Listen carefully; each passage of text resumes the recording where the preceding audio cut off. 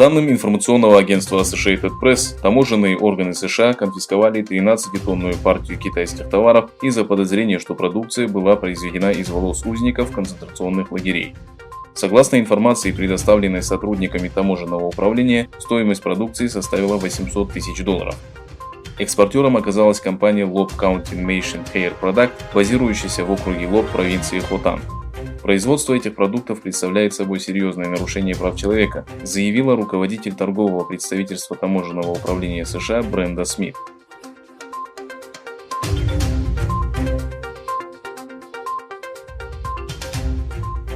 30 июня представитель британского правительства во Всемирной торговой организации и ООН выступил с заявлением от имени 27 стран, раскритиковав позицию китайского правительства в отношении Гонконга и уйгуров. В заявлении, опубликованном на сайте британского правительства, посол выразил обеспокоенность по поводу широкомасштабных арестов, слежки и ограничений в Восточном Туркестане, подчеркнув, что Китай должен дать разрешение комиссару ООН по правам человека посетить регион для изучения реальной ситуации. Посол также отметил, что закон о национальной безопасности, принятый китайским правительством для Гонконга, нарушает принцип «одна страна, две системы». Совместное заявление подписало 27 стран, в том числе Великобритания, Австралия, Канада, Германия, Япония, Новая Зеландия и Швеция.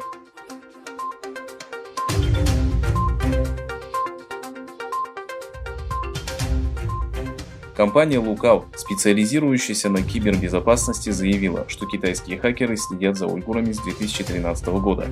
Инженер разведки Апурва Кумар сообщил, что Китай следит за передвижением уйгуров при помощи различных программ и искусственного интеллекта, подобно тому, как охотник следит за своей добычей. Согласно отчету Lookout, разведывательная группа компании обнаружила 4 шпионских программных обеспечения. Программы Silk Beam, Double Agent, Carbon Steel и Golden Eagle были созданы хакерами при поддержке Китая и предназначались для слежки за уйгурами и другими тюрками. Специалисты предупредили, что эти программы активны в 14 странах, включая Турцию и Казахстан. Было отмечено, что вредоносное программное обеспечение следит не только за тюрками, но и другими мусульманскими народами и даже тибетцами.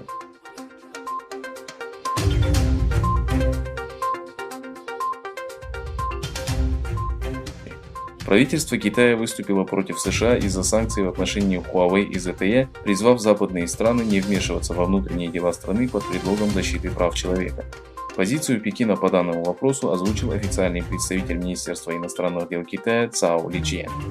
Федеральная комиссия по связи США официально объявила китайские компании ZTE и Huawei угрозами для национальной безопасности Соединенных Штатов.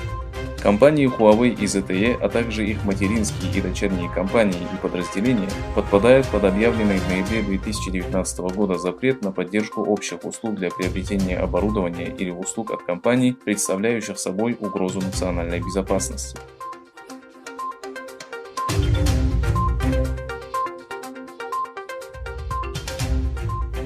Евросоюз и Великобритания не смогли достигнуть консенсуса по вопросам двустороннего сотрудничества и торгового соглашения. Главный переговорщик Евросоюза по Brexit Мишель Барнье сделал заявление после последнего раунда переговоров по Брюсселю, в котором будут определены будущие связи с Великобританией, которая вышла из Евросоюза 31 января. Нашей целью было быстрое проведение переговоров для достижения соглашения. Несмотря на 4-дневные переговоры, имеются очевидные различия во мнениях, отметил Барнье.